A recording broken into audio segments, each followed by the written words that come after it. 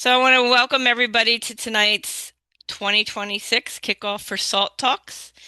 Tonight we are going to be talking about, um, well, we titled it Home Sweet Home, but one of the things us as parents have to face is as our child gets older, um, we're faced with, are they going to be living independently?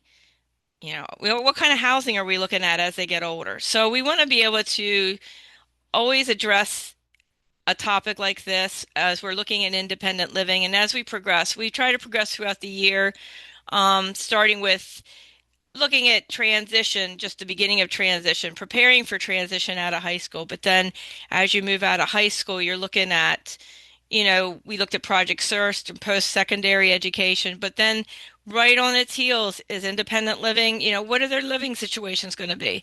So tonight we have a presenter, Christy Ross. She's with the Butler County Board of Developmental Disabilities, and she's going to talk to us tonight about how to prepare for that stage. How do you get ready? What are the things that we might face when we reach this stage of looking at, where are they going to live and what we need to do? So, Christy, I'm going to go ahead and turn it over to you, and you can share your screen whenever you're ready.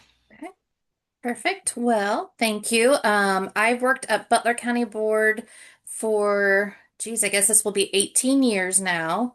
The first 15, I worked with adults. I was an SSA for an adult caseload. So once you graduated from school and kind of did that transition, then I picked up and I was kind of with you all the way to your journey. But the past 3 years, I transitioned to this role of housing. Residential Options Coordinator is my official title, a mouthful. But I am here to kind of help with those future talks and kind of hurdles and all the scary stuff that's out there. Because let's just be honest, it is scary. Um, and it can be overwhelming as well. Um, I can tend to talk fast. So if I need to slow down or I missed something, just stop and let me know. Also, feel free if you have a question. I have no problem stopping because if you're like me, I need to get it out right then and there. So, with that, I will share my screen and we will get started. I'll keep my eye on the chat box for you, Christy, because I know Thank sometimes you. when you're sharing your screen, it's hard to catch the questions. And also, if you're not from Butler County, that's okay. You can take the information she shares. There's a lot of basic information here for any county that you might live in, with a county board. There's some basic information here, and you can take it back to your county board, your SSA. But just hoping to trigger some questions and thoughts. Absolutely. And I think it's good to know every county works differently. You would think DD services, we all kind of work the same, but each county has their own, systems and philosophies. So, like Patty said, this is basic 101 information that you can take back to your county if you live outside of Butler County and just as starting points.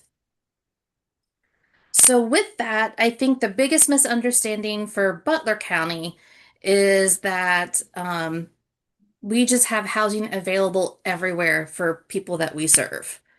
And unfortunately, we do not. Our jobs would be a lot easier if we did, but we don't. Butler County DD does not own housing for people to move into. Most of the people live in the community, rent from a landlord, just like you and I would. There are some people who live in a home that the family has purchased, and there are a few people who have purchased their own home. Not a lot, but there are a few out there who have. When we look at housing, the first step we look at, of course, is number one, money. And I think that will be probably a talking point we come back to throughout the presentation. It's just the number one factor. Because, Christy, we don't see your presentation if you have it up. oh,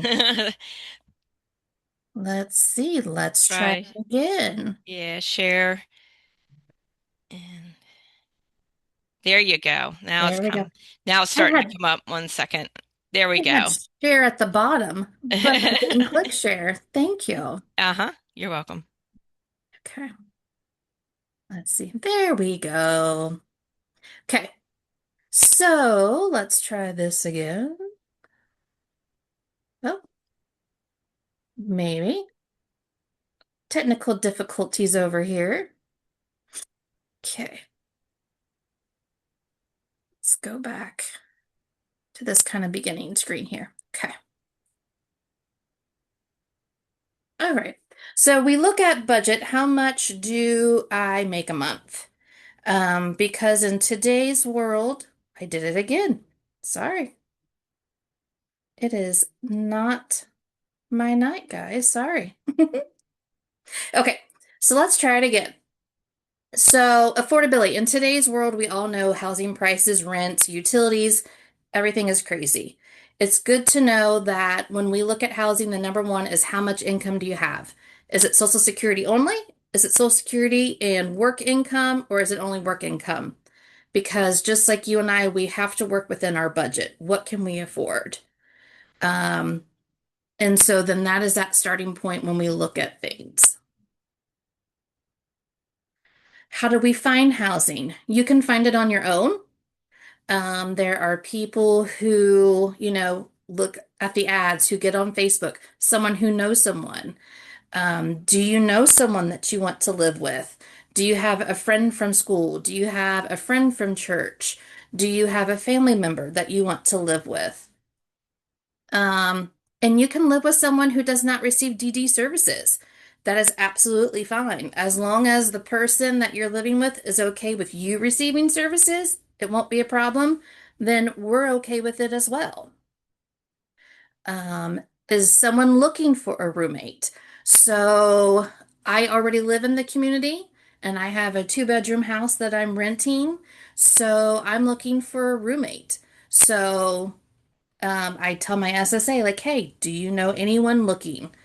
And then is someone who is moving out for the first time, someone who has graduated school, they're in their journey of day program or work, and they're just ready to start that next step. And those will all be conversations you can have with your SSA. Where can I live? You can live anywhere that you want. The world is your oyster. It's free choice. You can live in an apartment. That way you don't have to worry about maintenance and cutting grass and shoveling snow. You can look at a condo where it's a little bit bigger and may have a smaller backyard. You can look at houses you can rent or own. When we look at houses, whether you own a home or you're renting the home, some of the things to think about are maintenance. If you're renting, who's cutting your grass? If you're owning the home, who's cutting your grass? Your hot water heater goes out. How's that going to be took care of? Um, if the roof needs repaired, again, who's taking care of that if you own the home? And then, of course, shoveling snow, kind of those basics. So when you're either renting a home or owning a home, those are the things to think about. Some people are like, well, what do I need to do or what prep work can I do before I move out? And really, we call those life skills. And it doesn't mean that you need to know all of these things before you move out. It is just kind of things you can work on. And if you can do any part of them, that's great. And if you can't, then we're going to be able to help teach some of those skills. But before you move out, if you can work on some of them, it's always a plus, like doing your laundry. Again, you don't have to do from beginning to end, but can you separate your laundry? Can you do the buttons on the machine? Can you clean your home? Again, maybe you can't run the sweeper, but can you pick up and put things in the trash? Cooking. Again, not from start to finish, but can you use the microwave? Can you make a grilled cheese? Or can you do the meal prep part of it? And then bathing, showering as well. How independent are you? And again, you don't need to have all of these skills before moving out. It's just things to work on. Um, we see a lot of people want to be as independent as they can be, especially when they move out. So these are just some skills that they can maybe work on. We have managing your money. Can you have a checking account? Do you have a savings account? If they have Social Security, where does that money go to? Um, if they have a savings account, those kinds of things. Can you complete a full transaction at the store? Can you do a big shopping list, like a full grocery list, or is it a smaller list, or none at all? Can you make a grocery list? Do you know what you would need for the week? kind of meal prep those things? And then when you get to the store, can you find all those in the grocery store? Do you know where those are located or how to find them if you don't? Also, maybe work on some safety skills. When living alone, do you know how to call 911? Do you know what to do in case of a tornado? Do you know what to do in case of a thunderstorm? Do you know how to answer the door safely, answer the phone safely?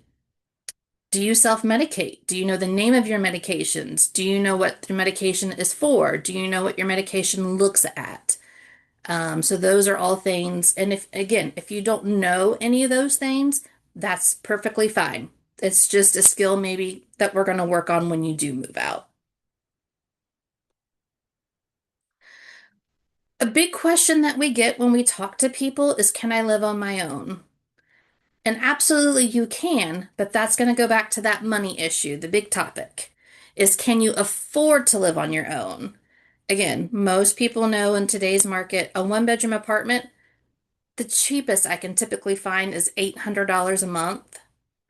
And not to sound that they're in bad areas, but typically there's a reason why it's $800 a month. It may not be in the best of area, or it may not be the most appealing apartment. But a one bedroom apartment can go as high as $1,200, $1,300 in today's market. So if you're living on Social Security alone, number one, you're probably not going to be able to afford rent. Or if you can, you still have utilities, you still have food, you still have medications, and you still have your fund money. So unfortunately, a lot of people that want to live on their own can't. So then we start having those conversations of having a roommate. Who pays for my housing? The person must pay all aspects of housing. There is no funding through Butler County DD or, well, I should say Butler County DD or a waiver. If your son or daughter has a waiver, that waiver does not pay for rent, it does not pay for utilities or food or any of that. A waiver only pays for the staffing that the person may receive, transportation, if they go to day program, job coaching, things like that. When it comes to housing, we have to look at Social Security and or working income. So again, that's why the number one thing we look at is what your monthly income is to look at budget, because there is no compensation or any other program that will help. Some parents will offer and say, well, hey, I can cover, say the person is $300, $400 short a month. Well, we're willing to help cover that.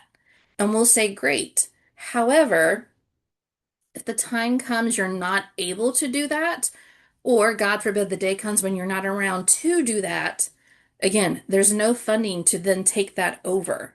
So we would have to look at moving your son or daughter to somewhere that they could afford. And if they're living alone, now we're looking at a roommate. So it's a lot of change. So if you're willing to subsidize on your own, that's great, but also keep that in mind. If it's something that can't be long term, is it something we should start? To help with low income housing, Butler Metropolitan Housing, aka Section 8, is what a lot of people know it as. So they offer two programs. So first they have their public housing program. They have about 17 apartment complexes, and most of them are in Hamilton and Middletown. Think of like the high rises, that's metropolitan housing, but then they also have some smaller complexes. You would apply for public housing online through the metropolitan website, and it's income based. And if you move from public housing, you no longer receive those benefits. So, meaning you have an apartment, say you live in one of the high rises, and say your rent, and these are basic numbers, say your rent is $300 a month based off of your income. Your rent will only be that. But if you should decide to leave that apartment complex and move into a private landlord situation, you lose that reduced rent opportunity. You only get that if you live in one of their public housing complexes. As of last week, that portal for the application was closed. They do open up public housing here and there though. So if that's something you might be interested in, I would just periodically check that metropolitan housing website. And then the other program that they have is the Housing Choice Voucher. That's what most people refer to as Section 8. So you would apply for a Housing Choice Voucher online through their website. And again, that's income based. And once you're awarded the voucher, there's an annual redetermination process. So if your son or daughter has Medicaid, think of that annual redet to get their Medicaid. They're going to want income and be sure they have all the updated information. If you decide to move, that voucher will follow you. So say you're, in a home through a landlord that takes Section 8 and you're just not happy there. You can take that voucher and go to another landlord that accepts the voucher. That's the biggest part is you have to find someone else that will accept that voucher. Um, Currently that application portal is closed. 2 years ago, there was 5,600 people on that waiting list.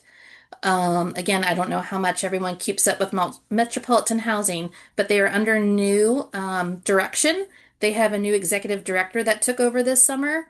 So I don't know if they're going to be making some changes. I know they've updated some of their units. So I don't know if they'll be thinking about opening up that waiting list anytime soon. But I haven't heard. But again, check their website if that's something that you're interested in.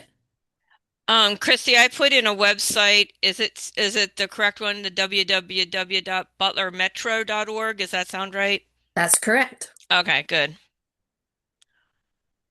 And if any of those waiting lists open up that you're interested in, you just have to create an account, answer some basic questions, and enter information. And they're going to want to know things like social security number, income, who's living in the house, kind of that basic information.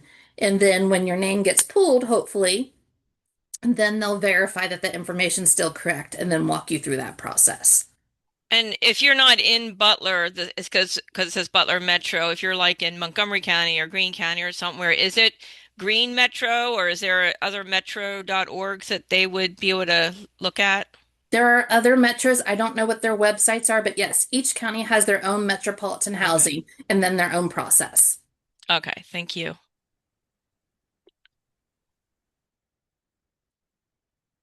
If you need financial assistance, you can apply for food stamps, and that's through Job and Family Services, and that can help with food. And again, that's income based. There are some community programs that will assist with utilities, and each one of those programs has their own requirements and application processes. There's Self in Hamilton. And then, of course, depending on where you live, like the city of Hamilton has their own utilities, but Middletown Monroe, they use Duke. And Duke has the PIP program where you only pay a portion of the bill every month.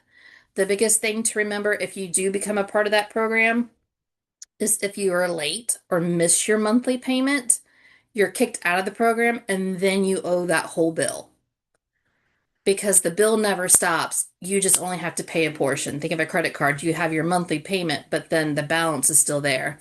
So you miss that monthly payment, then you owe the whole bill, unfortunately. When it comes to budget, there's a payee service. A payee is a person or agency who assists with managing your benefits. So they can become your Social Security person. So your Social Security deposit or your Social Security would be deposited with them, and they would manage that, taking care of your rent, taking care of your utilities, paying those on your behalf, sending you money to buy groceries and fund money and all that good things. The person or agency must apply to be your payee through Social Security if those are the only funds that you have. And your payee can be a family member, it can be a friend. Um, And there are also agencies out there. There is Lifespan in Hamilton that is a payee service. And there's a couple other smaller agencies in the county, I believe. The biggest difference is if you're using an agency, they do charge a monthly fee. But again, that payee is responsible for paying all of your bills, and if the budget allows, they can send you that spending money weekly or monthly, depending on what you would have left after, because their priority is paying those bills every month. Will I have help? What you will be talking with your SSA is how much help is needed. And again, that will be individualized. You'll go over what your son and daughter can or cannot do, and we'll be looking at what do you need help with? Can family come over and help? What we call a natural support. Can we look at technology? Alexa for reminders, automatic pill dispensers for medications. They have bed shakers for alarms. They even have smart technology for stoves and lights and everything nowadays as well. And then if those things aren't possible, then we could potentially look at staffing and that's a whole other process and whole other presentation. A lot of people worry about social inclusion. Once the person moves out, will they be able to get involved? In Butler County, we have all kinds of sports. We have the Special Olympics, we have the Joe Nuxall Softball League. In Butler County, we have the Speak Up Advocacy Group, and they meet monthly at our office at JCC in Hamilton. And it's just a group of individuals that come together and talk about different topics every month. Butler County DD puts out a community connections newsletter monthly, I believe. It's either monthly or quarterly. And if you're not on that already, if you're in Butler County, just let your SSA know your email and we can get you on that list. And then that goes over activities in the county as well. Things to remember as we're going through this process. Services are individualized. So when we're talking about services and when we're talking about future plans, services are developed for each person based on their need and current situation, not what they had in the past or not what they may need in the future. And this part can be frustrating. It's a small community and people know about other people and what maybe other services they may have. And so when you're going through this process with your SSA, they may present one scenario of what we have to offer. Well, this person has this. Why can't I have this? Again, it's an individualized service. We're going over what's the need right now, and then what do we have to offer right now. So, not to say that you can't get that down the road, but we're looking at what is the need currently. And then, of course, each county board has their own processes to review the services and kind of how that works. And when we look at housing in Butler County, we like it to take time because think of it like dating. So say we're looking at a roommate situation. Again, I live by myself. I have an open room. We're going to bring the person over to look at the house first. And if that person kind of likes the vibe and kind of likes what they see, they're going to come back and they're going to have dinner one night with me. And then if that goes well, then maybe we go see a movie after that. And if that goes well, maybe we'll go to dinner in the community. And if that goes well, then maybe we will spend a Saturday together. And you're just building this time together to be sure that it's a good fit for me and it's a good fit for the person that wants to move in. So in Butler County, that housing process can take 3 to 6 months, if not longer, because again, we want to be sure that it's a good match and number two, we don't have a lot of openings with housing where we just don't provide housing, that we're looking for roommates, people who are looking for them. So it can be a process. Another thing to look at is when we're talking with our SSAs and the individuals, we're looking at, everything is person-centered. What do you want? What do you need? So the individual may say, I want my own bathroom. But as an SSA, we're going to go a little bit deeper and ask, well, maybe you need an accessible bathroom. And what does that accessible bathroom look like? The individual may say, I want pizza every Friday. SSA is going to go a little bit deeper and say, does the food need to be cut into small pieces? Are you allergic to anything? Is there anything that you like, what you don't like? And again, I want to go to the movies every Saturday. Is someone able to assist in buying your ticket? So we look at what not only does the person want, but we also have to look at the services end as well and what we can do to support that. And that is my contact information. Like I said, I kind of blew through that. So if you want me to revisit anything or anybody has any questions, please let me know. Is there any kind of like other housing like I'm thinking like HUD or something like that other for the for our children or when they start looking for housing, is there other options other than the with metropolitan and stuff, is HUD then um There an is HUDs option? and this and that. I find it harder to access the HUD. I don't want to say Mhm. that they kind of hide it, but the resources aren't as available. Plus, HUD has a lot of programs for like buying a home, things like that.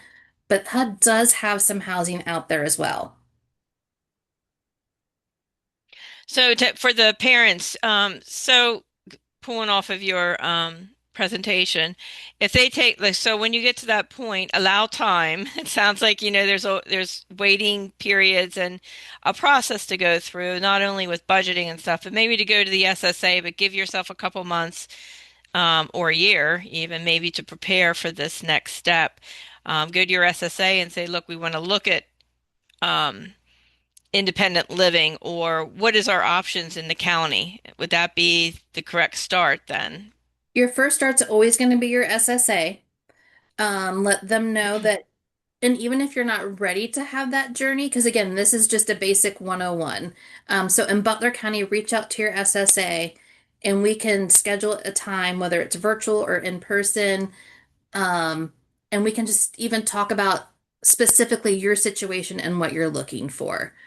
But yeah, so you can start off with, hey, what does that kind of look like? Or if you're ready to start that process, still contact your SSA, kind of see what you're interested in. Of course, like I said, budget's always number one. And then we can go over what your options may or may not be at that time. There is a question of age, the best time to start the process, and with long wait lists, can it be started younger than 18? So for metropolitan housing, I do not believe it can be started before 18. I believe you have to be at least 18 to move in, so they probably wouldn't put anyone younger on that. Um, and then how to get started, correct? The first step in that process, was that correct? Yeah, what age to start and the wait list, what's the youngest they can start? Um, are we talking about metropolitan or just discussions on housing in Just general? just Gotcha. in general. You can Mhm. start as young as you want. Okay. Looks like there's another one. Do you have any resources for learning to cook? So that would be a start of being independent would be, you Hmm. buy the food, but also cooking. Yeah. Absolutely. I know that there's cooking classes and things out there, but I don't have any resources offhand, but I can definitely make myself a note and see if I find anything. I'm adding a link also. I know in Hamilton County they have a home think tank and different things, housing options. So I'm putting that out there for those of you who are maybe closer into the Hamilton County area, county board area. And then cooking, um, there is one out there. Let me find it. Um, 1 second.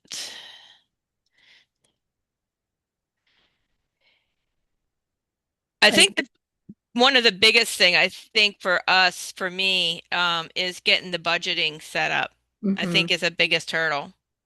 Yeah, for sure. And I just saw someone ask about, is there resources to find a roommate? In Butler County, there is not. I'm kind of that source. When I talk to SSAs, I keep a list so that SSA may say, "Hey, I work with Patty and she's looking, to move out. She's looking for a roommate." So I keep track of all of that. So then when I talk to another SSA who says, "Hey, I have Sarah and she's interested," and I'll be like, "Oh, hey, we'll call Patty's SSA. You guys talk and see maybe would those two people want to meet and be a good fit." Looks like Kathy has her hand raised. Go ahead, Kathy. You can unmute if you want.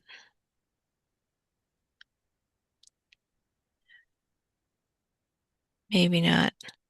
I did put, for those who are asking about cooking, it was put in there in the chat, the Healthy Habits Cooking Club. And I put the link in there. They're up in Kettering area. But they started, I know the parent because she used to come to Salt as well, and meeting a need, found the kids needed to learn how to cook, and she started cooking classes. So, very helpful resource. I put the link in there for her website. They do fill up quick from the last I remember looking, but you can always reach out to Chris there regarding cooking classes and registering. It looks like they have several classes coming up this year, a variety of classes. So there is that option. And in Butler County, they also offer, we have Speak Up for the individuals, like a group monthly, but for parents, there's also Cookies and Connections. And then there's another parent group that meets once a month. So if that's something that you're interested in, kind of connecting with other parents and having those conversations, and they pick a topic every month as well to talk about, your SSA can give you information on that as well. I see there's a question out there. Can you comment briefly on housing options like inclusive housing? I guess that's .org, inclusive housing org, and also ICFs. Okay, so ICF we'll start with that one first. ICF is an intermittent care facility. Um, so that is somewhere that specifically people with a disability only live. It is a terrible comparison. It is not what it is, but just visually think of like a nursing home for people with disabilities. Again, that's not what it is, but just think it's a facility where doctors come in, a primary care doctor will come in, the dentist comes in, everything is in-house. There is, in Butler County, there's only two. There is Dakota Trails, which is by 275 behind the old Cincinnati Mills Mall in Fairfield. And it is a bigger facility, but they have what they call cottages. On the grounds, I think it's 8 different buildings, and each building has 8 different individuals that live in there. But again, they have staff that's 24/7. They have nursing there on staff as well. They have their own day programming. Again, everything is in-house. So in an ICF, you do not use a waiver.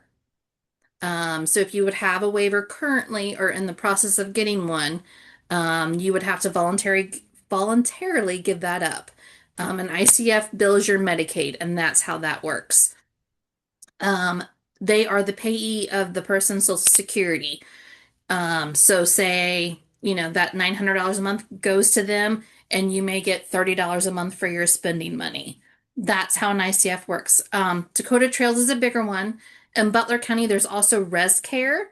They are smaller ICFs, meaning I think there's 5 or 6 homes. And again, it's on different roads. And 8 people live in a house there as well, but it's not one big grounds like Dakota Trails is. They're all separate houses within the community. So that's an ICF. Any questions on that before I move over to inclusive? Uh, No. Okay. I- So Inclusive Housing Resources is a local housing authority that we work with.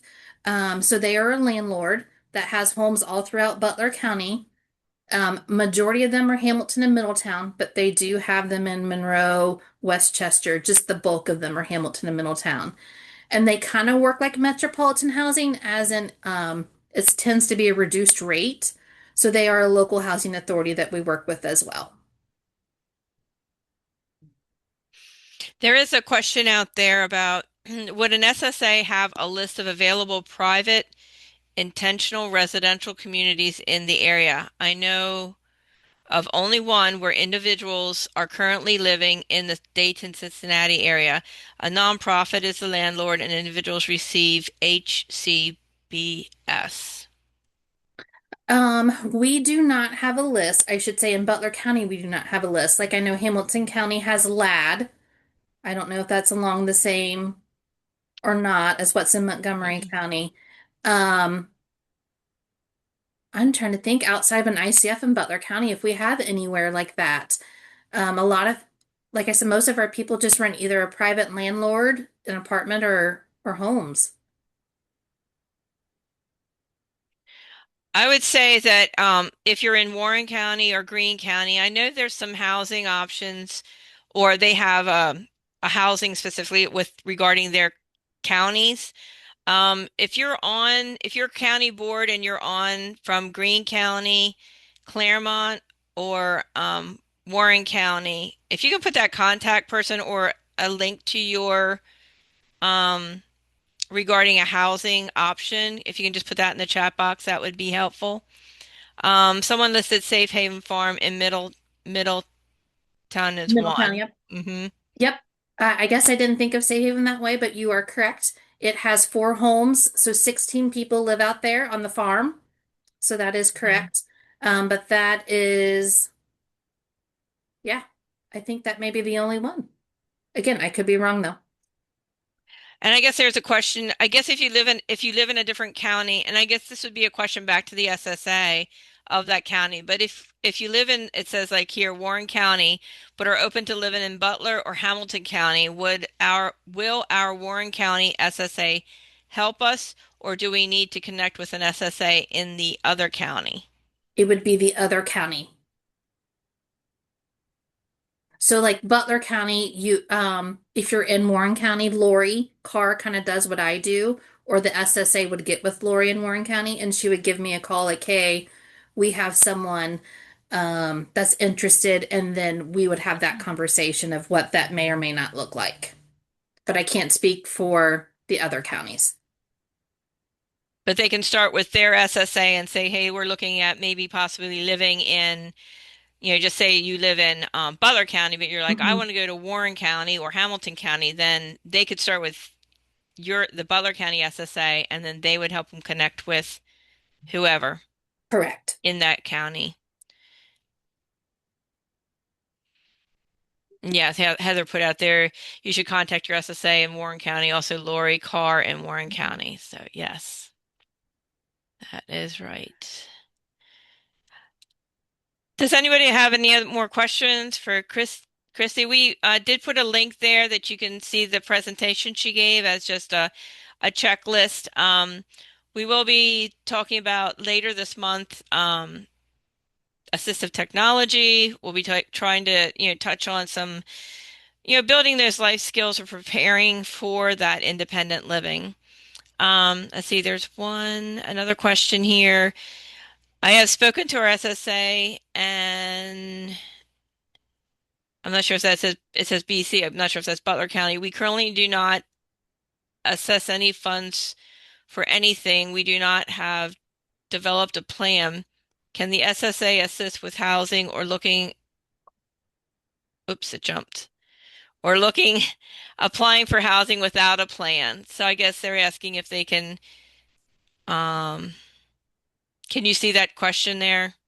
I think so. Yes, I can. Hmm. So I would contact your SSA if you don't have any funding or anything like that. Um, I think that's going to be your hurdle. If you have an assigned SSA, we can have that. My question would be, are you on the information referral or are you open completely? And if you want, you can call me later, or email me, whatever, and we can have that conversation and kind of dive into a little bit more what that may or may not look like. Hi, Christy. This is Pam. I'm the one that asked the question. So we do Okay. have an assigned SSA. And when I said we don't have any funds, it just means like we haven't accessed any funds. Like there's not been anything that we have utilized in that manner. So Okay. they have given us, and she's eligible. We've been eligible for quite some time, but it just has been that I've been able to support her to this point, but she's 22 and we really, she really wants to find something, get out on her own, that sort of thing. So I guess I just didn't know if I should be asking the SSA just for information referral, kind of like what we're doing here. I Mhm. don't live in Butler, I live in another county. And so, or should I actually ask for a specific plan with steps and activities, and would that plan with the steps and activities help us access any funds if there was anything to be, that could assist her with that? I would start with your SSA, of course. That should always be your first step. And at least in Butler County, being in a program or any type of other service isn't going to open the door to housing. What options we have for housing is there, for that no matter what. So you being involved in one program isn't going to open up the door for something else. So I would start with your SSA first and just say, hey, we kind of want to have the conversation. We want to, see what this looks like and kind of see where that conversation goes. Okay, thank you.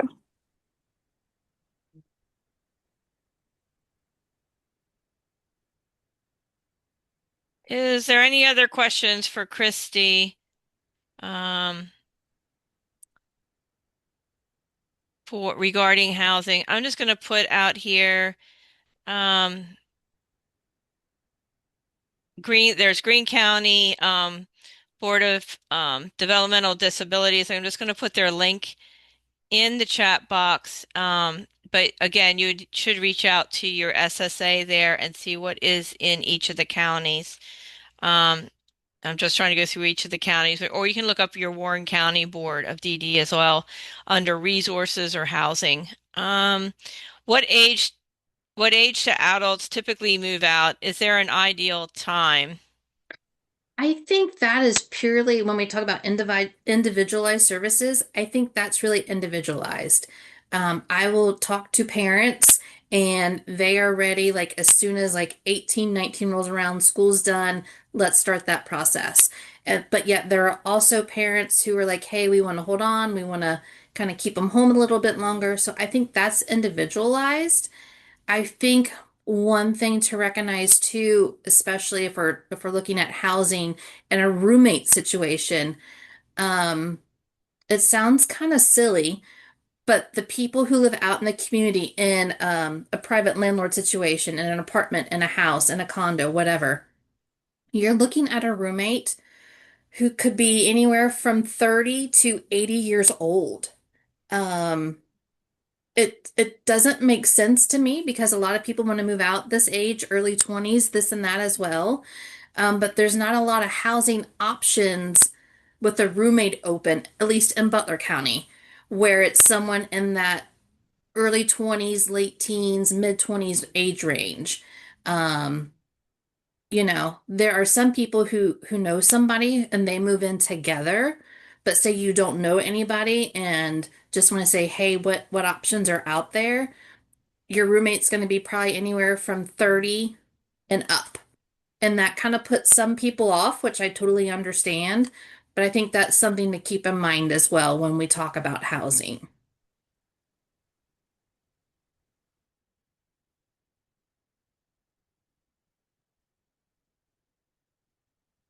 If you have any questions for Claremont County, Elizabeth put a message, an email out there for contact, and I'm just putting in here for Warren County, just their SSA services, and that's where you would start with Warren County, starting with that housing and seeing what's available in Warren County. Um, if you cannot figure out who to contact or need help contacting, um, Christy, can you put your information in the chat box one more time? It is on the presentation, which we did have the Google Drive that could take you to the presentation, but if I mean, I find each of the county boards, they know all the other county boards and who the contact people are.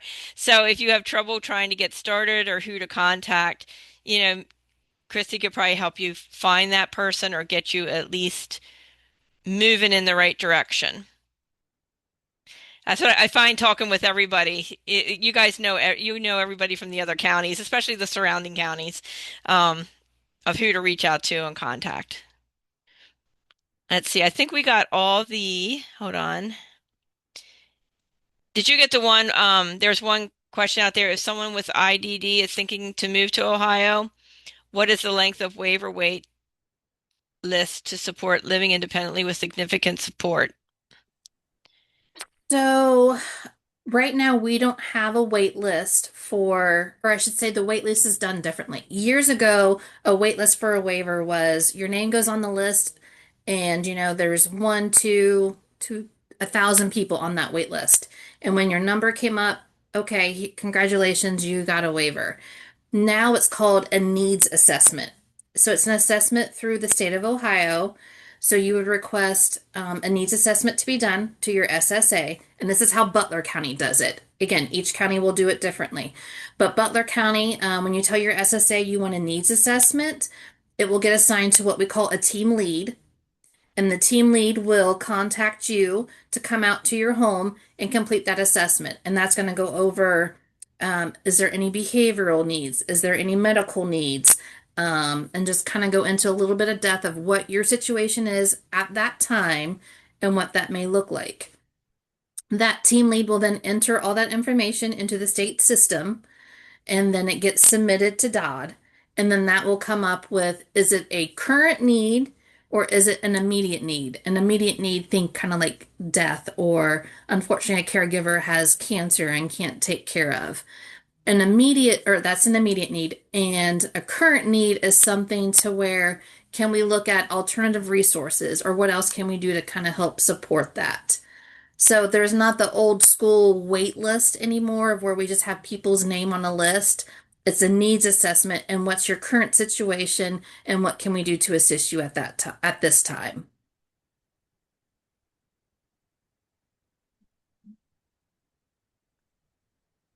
I am working on getting the link here for waiver options through DODD's website. And I also shared their community living link. So DODD is the Ohio Department of Developmental Disabilities. There's like a state level, and they kind of oversee all the, I don't know if oversee is the right word, but they kind of, are the state level of the county boards. The county boards, they kind of represent all the county boards. So they are also one, whether you're living in Cincinnati or in Cleveland or, Youngstown, wherever, all anywhere in um, Ohio, you can go to the DODD website and get some links or get connections to that specific county or area as well. Did I say that correctly, Christy? Mhm. Absolutely. So anytime we have a question that we can get answered, that's who we go to. Anytime we need guidance, we call Dodd and say, hey, we need help, we need input, let us know. Yeah. Let me just see here. Is there any other questions? I'm just trying to go through here real quick. I think we caught them all. Um, I think when you're starting to look at transition, your child's coming out of high school, you're looking at transition, you're looking at a lot of things. Social Security, eligibility to maybe OOD, which is Opportunities for Hawaiians with Disabilities. Maybe you're looking for a job. There's a lot of pieces that your SSA can help you start to sort through as you're going through transition. There's a lot of stuff to think about. Um, and it is a lot that comes your way. I mean, your child was under an IEP in high school, and suddenly when you graduate, um, as, you might be looking at post-secondary education, but you might be looking at employment. So then you have employment services to look at and supports. And then you have the income, you have Social Security and the benefits, all these little wheels to consider. I guess as wheels, they kind of all, work overlap. I'm not sure the total words to use, but there's a lot to think about with transition. And then as you get employment in place and get the benefits in place, then you kind of know there is a thing called a benefit analysis that may help as well, that they can do it through OOD. Butler County, each county might have someone that is a benefit analysis expert. Your SSA could guide you to that person. And what they do is they will assess your benefits, your employment, all your incomes, um, as they're looking at employment, but then that would be also helpful. I assume you would be able to apply that then when looking for housing, then you kind of know how things stand as you're looking at your budgets and stuff. Is that correct in saying? Correct. Yes. And it's like you said, it's a lot of pieces coming at you. Number one, Hmm. it's just the process of getting through school anyway. And then you have Social Security, you have work, you have, do we look at housing? Do we have staffing? It is very overwhelming, and each system has their own. processes and barriers that you're working through. And so trying to do it all at the same time, it is very scary, very overwhelming. So again, that is what we are here for. Call your SSA, call me, and we will help out. And if we don't have the answers, we'll try and find it for you because unfortunately, we're not experts in everything as well. There's one question out there. Do you have information, multi-generational housing? Is this a trend in the special needs community? Hmm. I am not thinking, nothing's coming to mind. So there are, yeah, no, my mind went blank. I can't think of anything. I'm sorry. Where does shared living, is it shared living? Is that the word I'm looking for?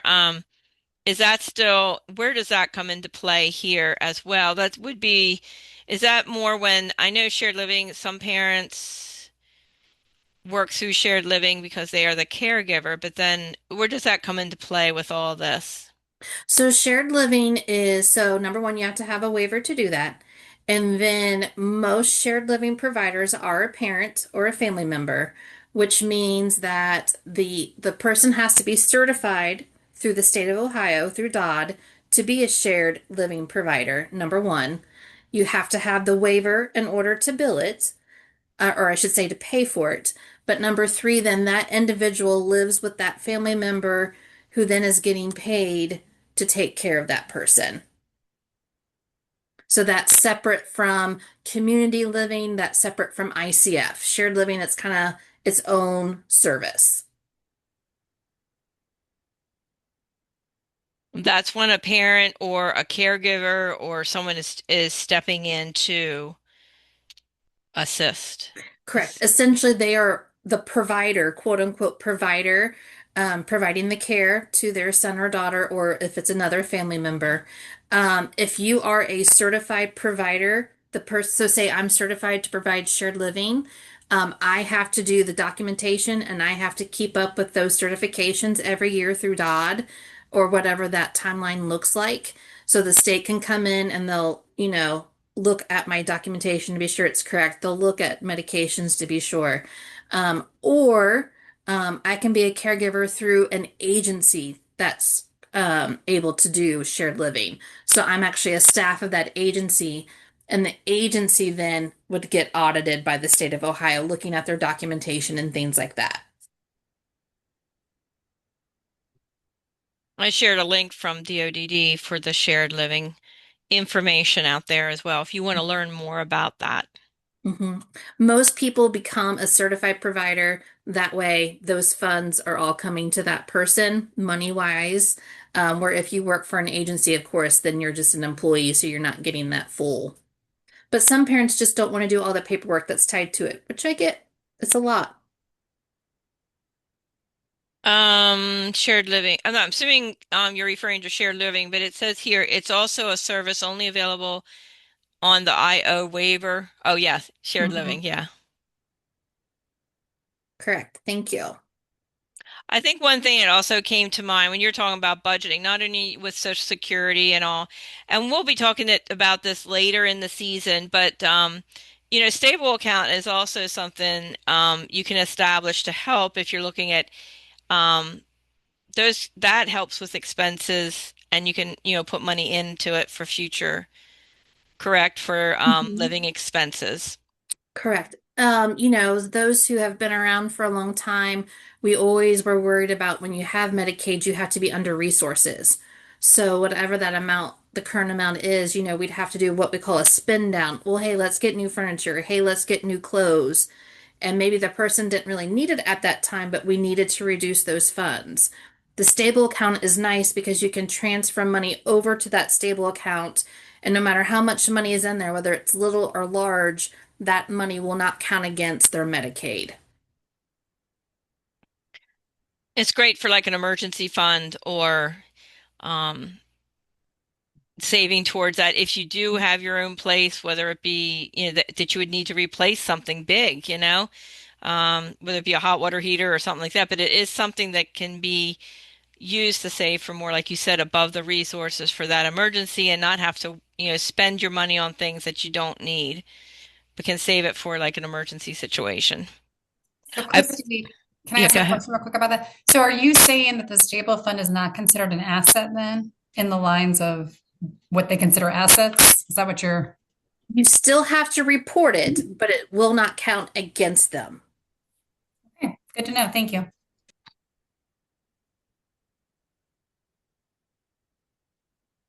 I put the link in there to the stable account so you could read up a little bit more on it. But it is a very helpful tool as your child gets older, gets employment, and looks it into the independent living situation. Are there any other questions for Christy here? I think we've covered a lot of bases here tonight. Um, This might be a silly question, but I don't even know how to ask it. I always worry about if something happens to me. Like, and I know that there's special needs trust and stuff, but essentially the funds are going to run out at some point, even from me, if something were to happen. Like, what happens if something happens to me and my child is still alive and the trust money's gone, the all the other things are gone? Like, what happens with him? Like, I think that is where, and that's a very realistic, like, worry concern. And I think that's from when we try to future plan, what that may look like. We want to be affordable. So we'll look at income. So say, again, this is all just a made up situation, but say, son or daughter was living in an apartment and it's $1,400 a month and they're living by themselves. Sadly, you're not here anymore. Well, we're going to look and say, hey, now the person, you only have $900 a month. Sadly, we have to leave this apartment and we're going to put you with some roommates that you like, get along with, somewhere that you can afford. So, but then even if, the waiver is in place no matter what. So it would just be the affordability piece of housing and food and things like that we would look at budget wise. I don't know if that answers your question or not. to an extent, yeah, I just with our children, I can't speak for everyone else on this call, but obviously we're all here because our kids have some type of disability. With my son's disability being so severe, like he's not like a typical kid who can then go out and be like, okay, I need to get a job or I need to like he won't know how to pay bills. He won't know how to do anything on his own, essentially. And like, what is that? Is he like, you can help him with housing, but is somebody going to help him with like all of those things? Like, does the state take him over? Like, where does he go? Like, So we can look at guardianship. Um, you know, if he's not able to make decisions on his own or needs help, we can look at guardianship. There are agencies who do guardianship. If there's a family member who's willing to step up and take on that responsibility, there's the payee service that we can look at for budgeting, paying bills, taking that responsibility on. And then if there's a waiver in place, we would look at staffing. What type of staffing does he need? How much does he need? So the county will definitely pick up and, you know, do the best that we can and provide the services that we can, to support. We're not going to leave them just out there hanging on their own. okay, thank you. Mhm. that's why I always say it's important I always encourage parents to apply for Social Security, apply for all these different services, especially as a parent myself, if you get the paperwork in and they have it on record as your child, even if they don't need that service right now, they might need it in 10 years or whatever. You have a starting point, and as a parent, like I've gotten all the information to Social Security or gotten all the information into OOD or whatever, but I always try to apply to whatever services are along the way so they have a baseline so that I have all, because sometimes like with Social Security, they want to know all about the different doctors and stuff. As a parent, we know that information. Someone down the road may not have access to that or know that information. So, at least there's a starting point. And your SSA, when you get into the county boards, a lot of that stuff is collected as well. Is that correct, Christy? So they have a lot of that baseline information as well. And as overwhelming and scary as the situation is, I know that in Butler County, we like to pre-plan as much as what we can because obviously no one knows your son or daughter better than what you do. Like we said, you know those ins and outs. So when that transition happens for housing or other alternatives, you're here to help us. You're here to tell us, well, this is what that means, or this is what they want. Now, again, we will make it happen when God forbid the day comes when you're not here. But when you are around to help us, it also helps the transition not only for your son or daughter, but for us developing the services as well.